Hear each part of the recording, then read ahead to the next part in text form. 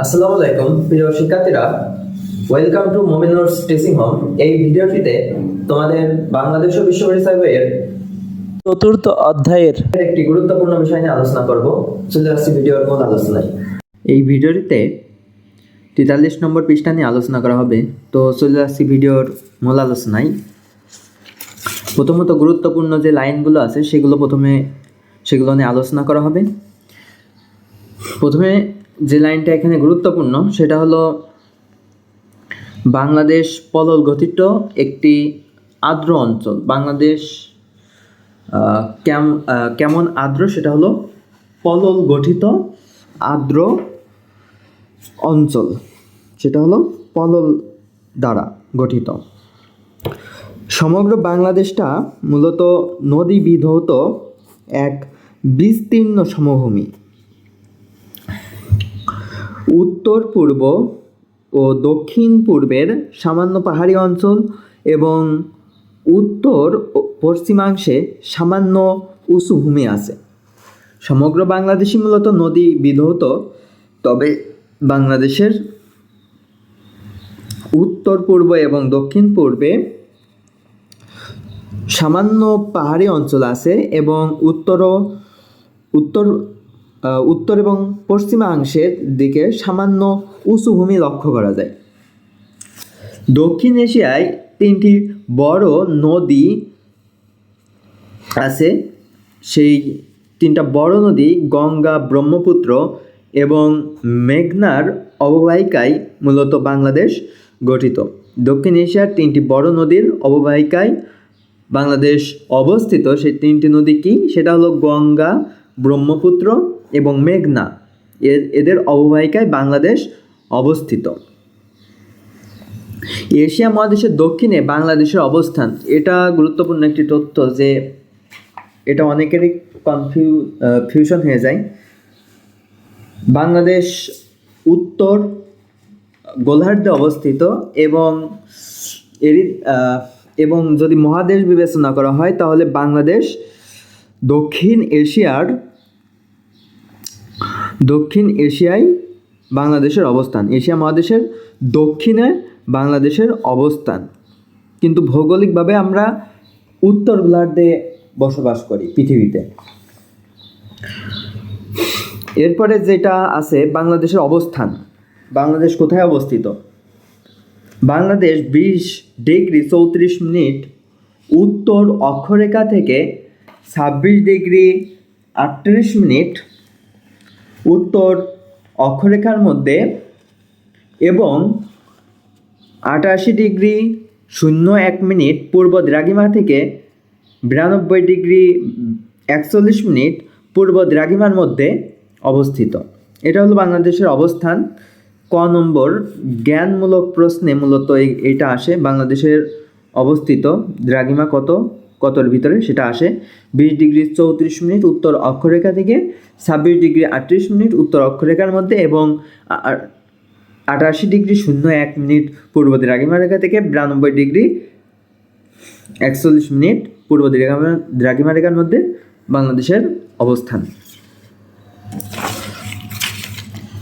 এরপরে যে বিষয়টা আছে, যে বাংলাদেশের মাঝ বরাবর দিয়ে একটা রেখা অতিক্রম করেছে, সেই রেখার নাম কি?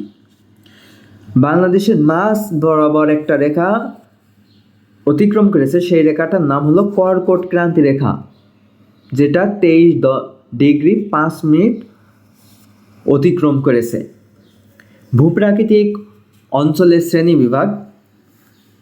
বাংলাদেশের ভূপ্রকৃতির ভিত্তিতে বাংলাদেশকে মূলত 3টা শ্রেণীতে ভাগ করা হয়েছে। এই 3টা শ্রেণী হলো, প্রথমত টারশিয়ারি যুগের পাহাড়, এরপরে আছে প্লাইস্টোসিন কালের সোপানসমূহ এবং সাম্প্রতিক কালের প্লাবন সমভূমি। এই 3টা নিয়ে মূলত বাংলাদেশের ভূপ্রকৃতি। বাংলাদেশ ভূপ্রাকৃতিক অঞ্চলের শ্রেণী বিভাগ।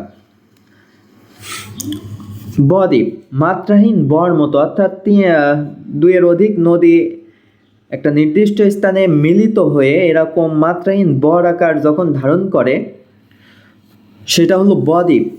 এবং বাংলাদেশ পৃথিবীর বৃহত্তম বদ্বীপ, একটা বৃহৎ বদ্বীপ হলো একমাত্র বাংলাদেশে অবস্থিত। মাত্রাহীন বয়ের মতো দেখা যায়, কয়েকটা নদীর মিলিত স্থানে দ্বীপ সৃষ্টি হয় যেখানে। এরপরে যে বিষয়টা সেটা হলো বাংলাদেশের প্রধান নদ নদী।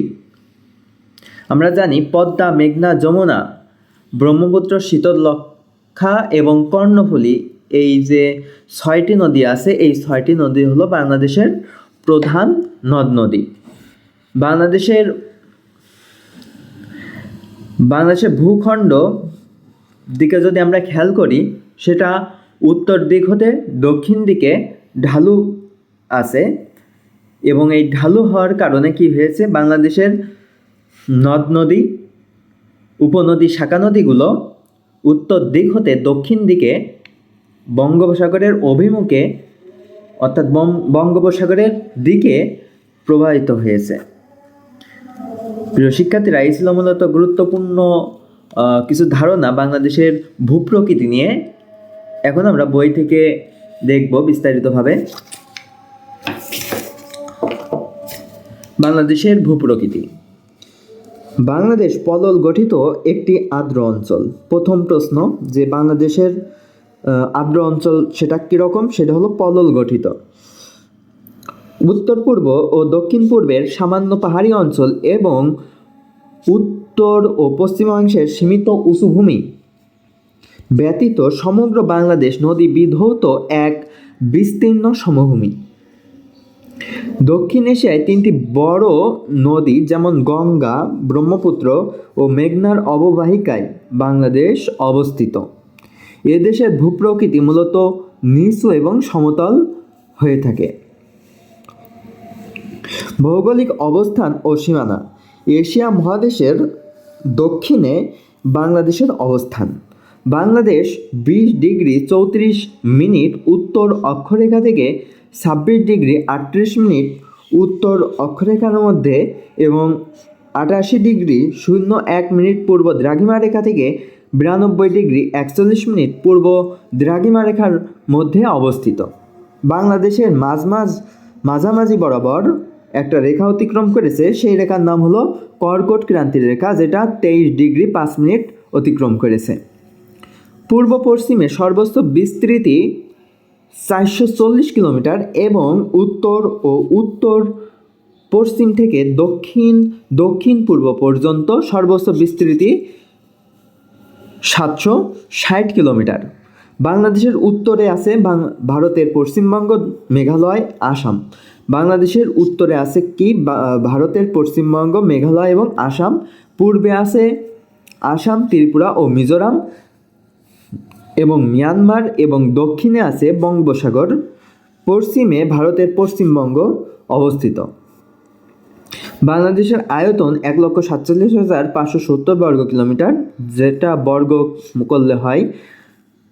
বর্গ মাইল করলে হয় 56,977 বর্গ মাইল বাংলাদেশের মোট আয়তন।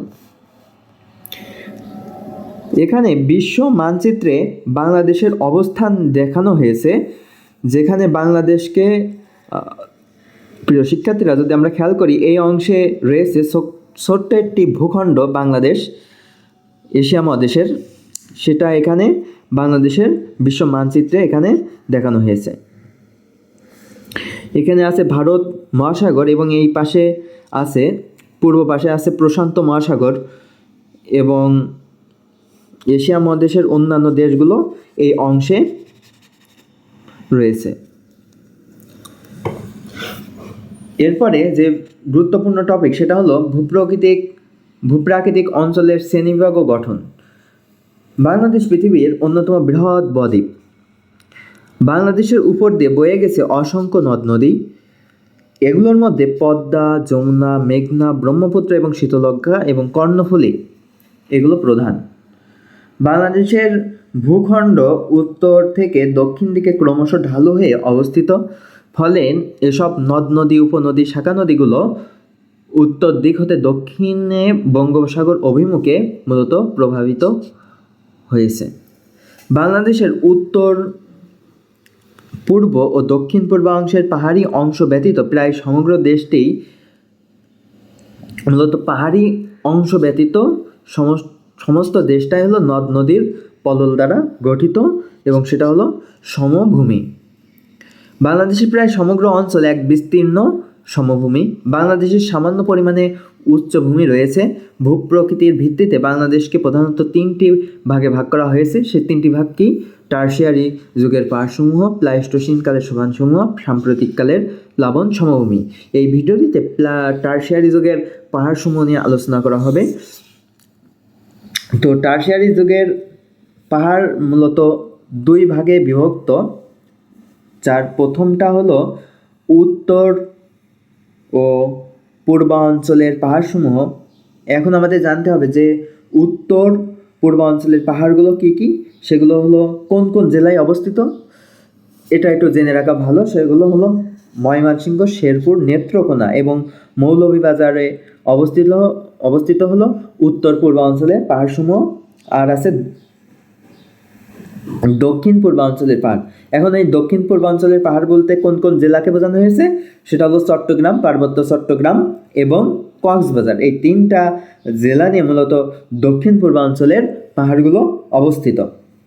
এবং এখানে আরও একটা বিষয় জানার বিষয়, সেটা হলো টারশিয়ারি যুগের পাহাড় গড়ে উঠেছিল আজ থেকে প্রায় 13 কোটি বছর পূর্বে।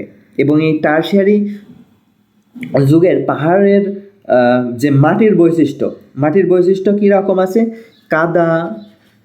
কাদা দেখা যায়, কাদা, বেলে মাটি এবং শেল দ্বারা গঠিত। বেলে মাটি এবং শেল দ্বারা এই টারশিয়ারি যুগের পাহাড়গুলো গঠিত। প্রিয় শিক্ষার্থীরা, এটা একটু বিস্তারিতভাবে জানতে হবে, কারণ এখান থেকে অনেক প্রশ্ন আসে। এই কারণে টারশিয়ারি যুগের পাহাড় সম্পর্কে এক্সট্রা আরও কিছু এখানে তথ্য আমরা দিচ্ছি। তাহলে টারশিয়ারি যুগের পাহাড়গুলোর বৈশিষ্ট্য, মাটির বৈশিষ্ট্য কীরকম, সেটা হলো কাদা এবং শেল দ্বারা গঠিত। এ সময় গড়ে ওঠা ভূমি মোট ভূমি ভাগের 12 অংশ, অর্থাৎ বাংলাদেশের মোট ভূমির প্রায় 12% এলাকা নিয়ে মূলত টারশিয়ারি যুগের পাহাড়সমূহ গঠিত। আজ থেকে 2 মিলিয়ন বছরের আগে টারশিয়ারি যুগে হিমালয় পর্বত, কোন পর্বত উত্থিত হওয়ার সময় এ সকল পাহাড় সৃষ্টি হয়েছে? সেটা হলো হিমালয় পর্বত উত্থিত হওয়ার সময় এই পাহাড় সৃষ্টি হয়েছে। বাংলাদেশের সবচেয়ে প্রাচীন ভূমিরূপের নাম হলো এই টারশিয়ারি যুগের পাহাড়সমূহ। বাংলাদেশের সবচেয়ে প্রাচীন ভূমিরূপ হলো টারশিয়ারি যুগের পাহাড়সমূহ। পলল ফাঁকা জাতীয় ভূমিরূপ গড়ে উঠেছে পাহাড়ের পাদদেশে। বাংলাদেশের পাহাড়ি এলাকার গড় উচ্চতা সেটা হলো 2050 ফুট। এরপরে উত্তর অঞ্চলের পাহাড় আমরা জানি যে ময়মনসিংহ, শেরপুর, নেত্রকোনার এখানকার পাহাড়, মূলত এই অঞ্চলের পাহাড়গুলোকে টিলা বলা হয়ে থাকে। উত্তর অঞ্চলের এই পাহাড়গুলোকে, উত্তরের দিকের পাহাড়গুলোকে কি বলা হয়? টিলা বলা হয়। কিন্তু গুরুত্বপূর্ণ এই বিষয়টা, উত্তর অঞ্চলের পাহাড়গুলোকে টিলা বলে এবং দক্ষিণ অঞ্চলের যে পাহাড়গুলো আছে এই পাহাড়গুলোকে বলা হয় ঢিবি। অর্থাৎ আমাদের এই যে পার্বত্য চট্টগ্রামের দিকের যে পাহাড়গুলো আছে তাকে বলা হয় ঢিবি বলা হয়ে থাকে তাকে। প্রিয় শিক্ষার্থীরা, এই ছিল মূলত টারশিয়ারি যুগের পাহাড় সহ বাংলাদেশের ভূপ্রকৃতি নিয়ে আলোচনা। এর পরবর্তী ভিডিওটিতে 44 পৃষ্ঠা নিয়ে আলোচনা করা হবে। আল্লাহ হাফেজ।